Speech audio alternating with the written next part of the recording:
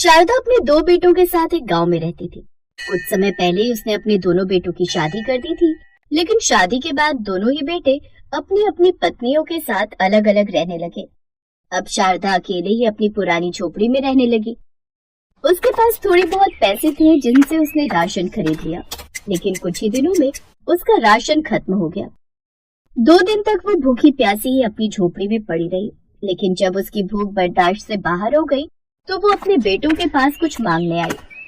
बेटा, कुछ खाने को दे दे या कुछ पैसे दे दो ताकि मैं राशन ला सकूं और कुछ खा सकूं। पिछले 3 दिन से भूखी हूँ। मैं कोई 2 नंबर की कमाई नहीं करता जो आपको दे दूं। बड़ी मेहनत से पैसे कमाता हूँ, फिर तुम्हें कैसे दे दूं? नहीं है मेरे पास कोई पैसा। बड़े बेटे के दुत्कारने पर वो छोटे बेटे के घर जाती है, जहाँ उसकी छोटी बहू दरवाजा खोलती है। आपका बेटा कोई लाखों रुपए नहीं कमाता जो मैं आपको दे दूं। मुश्किल से कुछ 1000 कमाता है, वो भी आप ले जाओ तो फिर हम क्या खाएंगे? शारदा अपनी किस्मत को कोसते हुए मंदिर की ओर चली गई और मंदिर के बाहर बैठकर रोने लगी। क्या हुआ बहन, तुम रो क्यों रही हो? अपने जिन बच्चों को पालने के लिए, उनको पढ़ाने लिखाने के लिए मैंने अपनी जमा पूंजी लगा दी, आज वही मुझे भूखा छोड़ रहे। अपनी पत्नियों के साथ आराम से रहकर मुझे झोपड़ी में भूखा रहने को मजबूर कर रहे। पिछले 2-3 दिन से मैंने कुछ भी नहीं खाया। आजकल कलयुग है बहन, जहाँ आजकल बच्चे अपने माँ बाप को कुछ नहीं समझते। खैर, ये लो, मीठे चावल का भोग लगाया था माता रानी को, इसे खाकर पेट भर लो। शारदा जल्दी से वो चावल खा जाती है, जैसे ना जाने वो कब से भूखी हो। फिर पेट भरने के बाद, बहुत बहुत शुक्रिया पंडित जी, आपके कारण मेरा पेट तो भरा, लेकिन कल का क्या? बहन, यहाँ से 4 किलोमीटर की दूरी पर एक मंदिर है, वहाँ बहुत बड़ा लंगर लगता है। वहाँ सेवा करके आप अपने भोजन की व्यवस्था कर सकती हैं। अब शारदा वहाँ से उस मंदिर में चली जाती है, जहाँ उसने देखा कि अमीर से गरीब लोग वहाँ भंडारे के लिए खड़े थे। वहाँ तरह तरह का खाना भंडारे के लिए तैयार होता था। वो उस मंदिर के पंडित से मिलती है, फिर पुजारी का नाम लेकर उस मंदिर में काम करना शुरू कर देती है, जहाँ उसे तीनों वक्त का खाना मिलता था और कुछ समय बाद तो मजदूरी भी मिलने लगती है। उसने लगभग 2 महीने वहाँ काम किया, लेकिन फिर बड़े दिन हो गए यहाँ। अब मैं वापस अपने गांव लौट जाऊंगी और वहीं अपने गांव के मंदिर के बाहर राजमा चावल का ठेला लगाकर अपने गांव के लोगों को बेचूंगी। इससे कुछ पैसे मिल जाएंगे, जिससे मेरा दवाई पानी का खर्चा भी चल जाएगा। शारदा ने वापस आकर अपने गांव में राजमा चावल का ठेला लगा लिया। अब वो राजमा चावल बेचने लगी। आइए आइए, राजमा चावल खाइए, 40 रुपए प्लेट, सिर्फ 40 रुपए प्लेट। इतने सस्ते राजमा चावल सुनकर तो ग्राहक उसके पास आने लगते हैं। बहन जी, आपके हाथों के राजमा चावल खाकर तो ऐसा लगता है जैसे आपके हाथों में माँ अन्नपूर्णा का वास हो। शुक्रिया भाई साहब। अब उसके पास इसी तरह ग्राहक आने लगते हैं। एक रोज एक बड़ी सी गाड़ी उस मंदिर के बाहर आकर रुकती है, जिसमें से एक अमीर घर की लड़की, जिसका नाम शनाया होता है, उतरती है।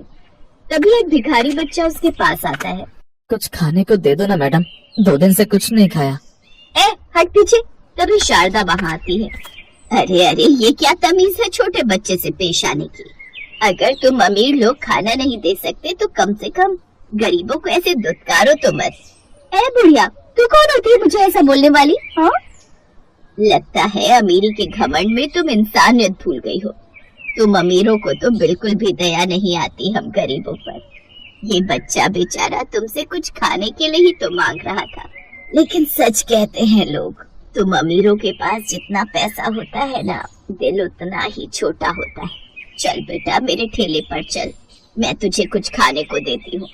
बिल्कुल सही कहा काकी, इन अमीरों के पास महंगी लिपस्टिक और कपड़े खरीदने के लिए तो पैसे हैं, लेकिन किसी गरीब को एक वक्त का खाना खिलाना पड़ जाए तो इन्हें भारी पड़ जाता है। सभी लोग शनाया का मजाक उड़ाते हैं। ये देख उसे बहुत गुस्सा आता है। वो बिना भगवान के दर्शन किए ही अपनी गाड़ी में बैठकर वहाँ से चली जाती है। शनाया एक अमीर घर की बेटी थी जो बड़ी ही घमंडी और जिद्दी थी। उस रात उसे पूरी रात नींद नहीं आई। उस औरत ने सबके सामने मेरी बेइज्जती की है ना, अब उसे मैं कोई ना कोई सबक सिखा कर ही रहूंगी। अगले दिन जब शारदा अपने ठेले पर राजमा चावल बेच रही थी, तभी शनाया एक बड़ा सा चमकता हुआ ठेला लेकर वहाँ पहुंची और शारदा के ठेले के सामने अपना ठेला लगाकर खड़ी हो गई और जोर जोर से आवाज देने लगी। आओ आओ, वड़ा पाव खाओ, वो भी बिल्कुल फ्री फ्री फ्री। जैसे ही आवाज ग्राहकों के कानों में पड़ती है तो वो सब शारदा के ठेले से हटकर उस अमीर बेटी के वड़ा पाव के ठेले पर पहुंच जाते हैं। क्या सच में यहाँ पर फ्री में वड़ा पाव मिल रहा है? जी हाँ, बिल्कुल फ्री, जितनी मर्जी खाओ। ये सुनकर सभी ग्राहक खुश हो जाते हैं और सब शारदा के राजमा चावल के ठेले को छोड़ अमीर बेटी के वड़ा पाव ठेले पर पहुंच जाते हैं। उस दिन शारदा की भी कुछ कमाई नहीं होती। अब शनाया ऐसा हर रोज करने लगी। वो जानबूझकर शारदा के ठेले के सामने अपना वड़ा पाव का ठेला लगाकर लोगों को मुफ्त में वड़ा पाव बेचती, वो भी इसलिए ताकि शारदा को सबक सिखा सके। लेकिन अब शारदा के पास पैसे न होने के कारण वो अपनी दवाइयाँ भी नहीं खरीद पा रही थी। लेकिन फिर एक रोज कुछ गुंडे शनाया के ठेले पर आकर उसे छेड़ने लगे। हीरोइन, क्या मस्त आइटम है तू। मैं तो कहता हूँ वड़ा पाव के साथ तू भी फ्री में मिल जाए तो मजा आ जाए। यू इडियट, तेरी इतनी हिम्मत, अभी बताती हूँ तुझे। शनाया उस पर हाथ उठाते उससे पहले वो शनाया को उठाकर अपने साथ ले जाने लगा। बचाओ बचाओ, कोई बचाओ। अरे सालों, मैंने तुम सबको कितने दिनों तक मुफ्त में वड़ा पाव खिलाया, कोई तो मेरी मदद करो। लेकिन जग्गा एक बड़ा गुंडा था और कोई भी उससे उलझना नहीं चाहता था, इसलिए कोई उसकी मदद के लिए आगे नहीं आता। तभी शारदा हाथ में पिसी हुई लाल मिर्च लेकर उसकी आंखों में डाल देती है, जिससे वो शनाया को छोड़ देता है और जोर जोर से चिल्लाने लगता है। फिर शारदा डंडे से उसकी पिटाई करने लगती है। गुंडा बनता है? लड़की को उठाकर ले जाएगा? रुक रुक, तू बता, रुक, तुझे बताती हूँ मैं भी। जग्गा वहाँ से भाग जाता है।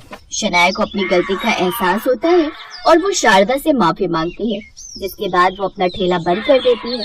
साथ ही शारदा के लिए एक बड़ा पक्का घर बनवा देती है और एक दुकान भी खुलवा देती है, जिसमें वो अपने राजमा चावल बनाकर बेचने लगती है।